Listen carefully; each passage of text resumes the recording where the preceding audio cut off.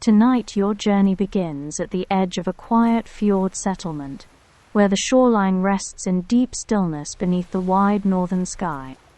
The hour is late, and most of the settlement has already withdrawn into sleep. Only the faintest traces of waking life remain. A dim hearth-glow behind timber walls, the low flicker of a lantern left burning near a dock, the distant creak of wood settling in the cold night air. Along the narrow shoreline, small boats lie tethered to weathered wooden piers, their curved hulls rising and falling almost imperceptibly with the slow breathing of the tide. These vessels are shaped for endurance rather than speed, built from overlapping planks of pine and oak, sealed carefully with tar to resist the cold waters that stretch between the fjords. You step carefully onto one of these boats, feeling the subtle shift of weight beneath your feet as the hull adjusts to your presence. The wood is worn smooth from years of travel. It carries the scent of salt, resin, and distant journeys, a quiet record of crossings made beneath countless northern nights. A lantern is lit and placed near the bow. Its warm glow spills outward across the dark surface of the fjord, stretching into long golden reflections that tremble gently with every small movement of the water. For a moment, the boat remains still, tethered to the dock, suspended between departure and rest. Around you, the mountains stand silent. Their steep slopes are softened by darkness, their outlines visible only where moonlight brushes the higher ridges and traces the jagged contours of stone. Pine forests cling to those slopes, their silhouettes unmoving in the calm air. Above them the sky opens wide and clear. Stars gather in quiet abundance, undisturbed by cloud or wind. And drifting slowly between them, the aurora borealis moves in pale ribbons of green and soft blue, a silent current flowing across the heavens. With a steady hand the rope is loosened. The boat shifts slightly, freed from the dock's hold, but not yet in motion. Then, with a final gentle push from shore, the vessel slips outward into the fjord. The first pull of the oars breaks the water's glass-like surface. There is no splash, only a soft folding sound as the blades enter and draw back, sending slow ripples widening into the darkness. Each stroke is unhurried, measured not by urgency, but by distance yet to travel. The lantern sways slightly with the movement, its reflection stretching and contracting across the fjord like liquid light. Behind you, the settlement begins to recede. The lanterns along the docks grow smaller, dimmer, their glow fading gradually into the shoreline's shadow. The hearthlights within the homes become distant embers, barely visible against the darkened land. Soon the details of the settlement dissolve entirely, leaving only the outline of the coast and the faint memory of warmth left behind. Ahead, the fjord opens wider. The water stretches forward in a calm, uninterrupted passage, bordered on either side by towering cliffs that rise silently from the depths. The boat glides forward, guided by steady rowing and the quiet cooperation of water and night. Cold air moves gently across the surface of the fjord, carrying with it the scent of stone, pine, and distant snow resting high in the mountains. Breath lingers briefly in the lantern light before dissolving into the darkness. There is no conversation here, no need for words. Only the slow rhythm of travel, the soft creak of timber, and the steady dipping of oars marking the passage of time. And as the shoreline fades fully behind you, the journey between fjords begins in calm and unbroken stillness beneath the northern sky.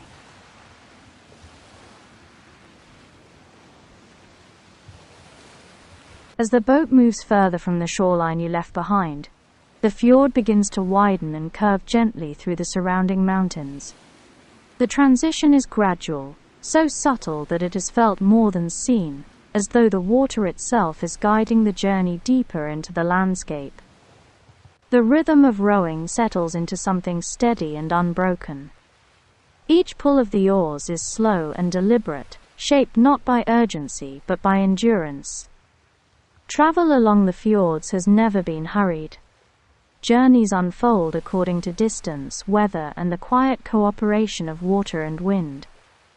The cliffs rising from the fjord's edge grow taller here, their stone faces dark and imposing against the night sky. In the lantern's glow, the nearest surfaces appear textured and ancient layers of rock marked by long cracks where frost has pressed deep into the mountain over countless winters. Moisture clings to the stone, reflecting faint light in thin, irregular streaks. Higher above, where the lantern's reach cannot touch, the cliffs fade into shadow. Pine forests cling to narrow ledges along these slopes, their roots gripping the rock with patient persistence. Their silhouettes stand motionless against the dim sky, branches heavy with the weight of cold night air. From somewhere high among those trees, the faint sound of water descends. A narrow waterfall, unseen but constant, spills from the mountain's interior, its voice softened by distance, until it blends seamlessly with the hush of the fjord. The water surrounding the boat remains calm. Each stroke of the oars sends slow ripples widening outward, disturbing the reflections only briefly before they settle once more into stillness. Above, the night sky stretches wide and unobstructed.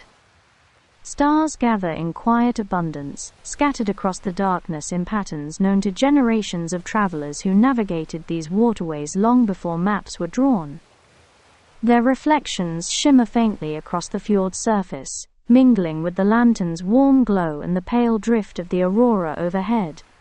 At times it feels as though the boat moves between two mirrored skies, suspended within a corridor of light and shadow. Cold air moves gently across the water, carrying with it the scent of stone, pine resin, and distant snow resting along the higher slopes. Breath lingers briefly in the lantern's reach before dissolving into the night. There is little need for speech during passages like this. Navigation comes from familiarity. From the remembered curve of the shoreline, the silhouette of certain cliffs, and the quiet guidance of stars that mark direction without fail.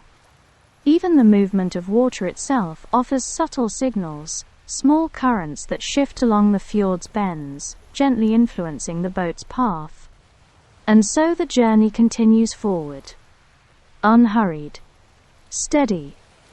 Guided by memory, landscape, and the quiet rhythm of rowing beneath the northern sky.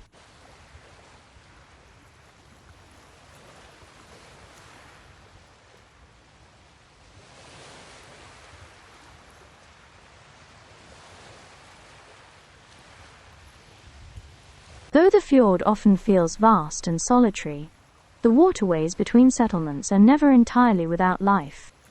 As your boat continues along the slow curve of the passage, the rhythm of rowing remains steady, oars dipping and lifting in quiet repetition, when a faint light begins to appear in the distance ahead.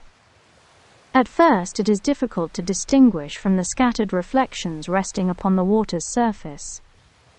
The fjord mirrors the sky so clearly that stars themselves seem to drift at water level, swaying gently with each small ripple. But this light moves differently. It sways with intention, rising and falling in slow, measured motion. Gradually its origin becomes clear. Another vessel travels these waters tonight. Its lantern glow is softer than your own, perhaps shielded slightly by the angle of the boat's bow, or dimmed to conserve oil during a longer journey. As the distance between the two vessels narrows, the silhouette of the approaching craft begins to take shape against the dark water. It is built in the same manner as your own, a low wooden hull formed from overlapping planks, sealed carefully with tar, shaped to endure cold currents and narrow passages rather than open sea waves. The movement of the other boat is calm and practiced. Each stroke of its oars enters the water without splash, guided by familiarity with the fjord's quiet temperament. Travel between fjords was common during calm weather, especially beneath clear night skies, when navigation was guided by stars and shoreline memory, rather than daylight landmarks. Goods moved steadily along these waterways, carried not in large convoys, but in small, patient crossings such as this one.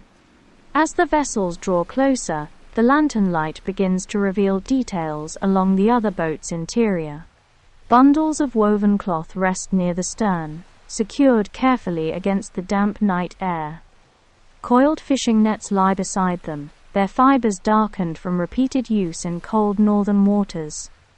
A wooden chest reinforced with iron fittings sits low within the hull, its contents protected from moisture by layers of oiled hide. Each item speaks quietly of the settlements connected by these waterways. Tools shaped in one fjord, traded in another, carried onward by hands that knew the rhythm of rowing as intimately as breathing. No loud greetings are exchanged as the boats approach one another. The stillness of the fjord encourages quieter forms of acknowledgement. A raised hand, briefly illuminated by lantern light. A slight inclination of the head. Sometimes, a subtle lifting of the lantern itself, allowing its glow to shine more clearly as a gesture of recognition. These signals are understood without words. Many who traveled the fjords recognized one another not by face but by the outline of their vessels, the cadence of their rowing, or the goods they carried between communities. As the boats pass alongside one another, their lantern lights briefly overlap. Reflections mingle across the water, golden lines crossing and dissolving in slow, widening circles. For a moment, the fjord feels less solitary, shared between travelers moving beneath the same northern sky. You can hear the faint creak of the other vessel's timber as it shifts against the tide, the soft dip of its oars, the muted rustle of cargo secured within. Then, gradually, the distance begins to grow once more. The other boat continues along its course, its lantern glow drifting slowly behind you. The light grows smaller, softer, until it becomes just another quiet point, resting upon the fjord's surface. And with its passing, the waterway returns to stillness. Only the soft dipping of your own oars remains, the gentle creak of wood, and the steady forward motion carrying you deeper into the northern night.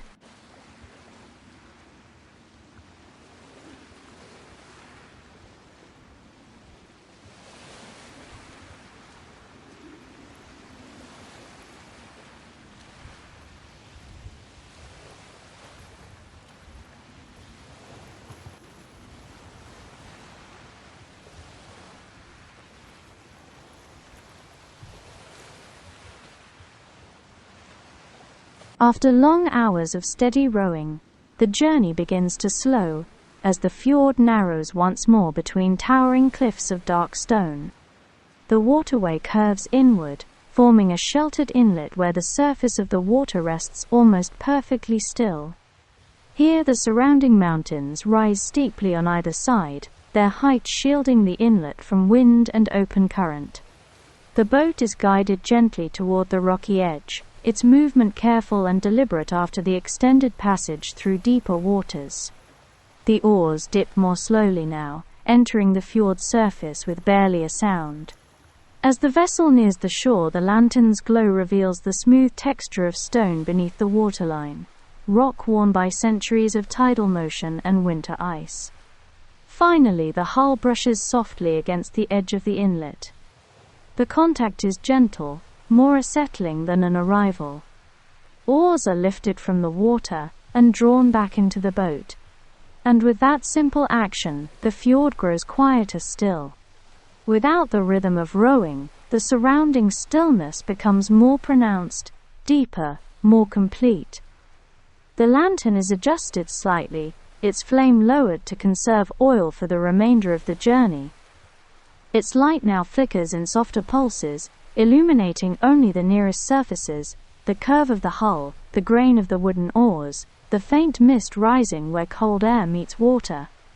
Within this sheltered space the night feels enclosed, held carefully between towering cliffs that block distant sounds and soften the movement of air. You remain seated for a time, allowing the body to rest after the steady exertion of rowing. The boat drifts only slightly, guided by the faintest motion of the inlet's water. Listening becomes the only activity. To the subtle movement of current brushing the stone, to the occasional whisper of wind passing high above the cliffs, its presence felt more than heard. To the quiet creak of timber adjusting as the boat settles into stillness. Travel between fjords was rarely continuous. Journeys unfolded in measured segments, guided by endurance, weather, and the quiet understanding of when rest was needed. These inlets served as natural pauses along the waterways, places where travelers could recover strength, observe the sky, and wait for the most favorable conditions to continue. Above, the aurora drifts slowly across the narrow opening of visible sky. Its pale light brushes the cliff faces in faint color before dissolving again into darkness. Reflections shimmer briefly along the inlet surface, then settle once more into calm. And within this sheltered stillness the boat waits patiently, suspended between departure and arrival beneath the northern night.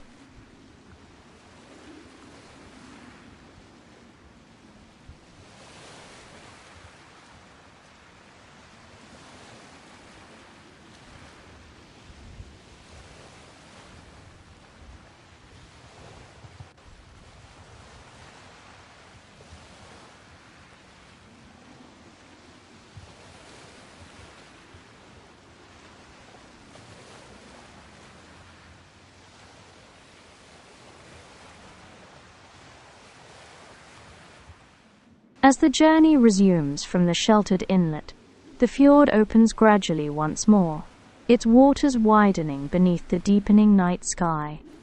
The rhythm of rowing returns, though slower now, guided less by distance remaining and more by the quiet awareness that the destination lies not far ahead. The air has grown colder in the passing hours. Breath lingers longer before dissolving, drifting briefly through the lantern's warm glow before fading into darkness. Above, the aurora has shifted across the heavens. Where once its pale ribbons hovered overhead, they now stretch further along the horizon, softer, more distant, like a fading current of light moving beyond the mountains. The boat glides forward through calm water. Each stroke of the oars sends gentle ripples outward, disturbing the mirrored surface only briefly before stillness returns. Gradually, faint lights begin to appear along the shoreline ahead. At first they are indistinct, small points of warmth resting low against the land, easily mistaken for reflections upon the water. But as the distance closes, their source becomes clear. Another settlement rests beside this fjord. Homes stand near the water's edge, their forms low and grounded against the landscape. Warm firelight glows faintly through narrow openings in timber walls, softened by distance and drifting night air. Wooden docks extend outward into the fjord, their posts darkened by years of tide and frost.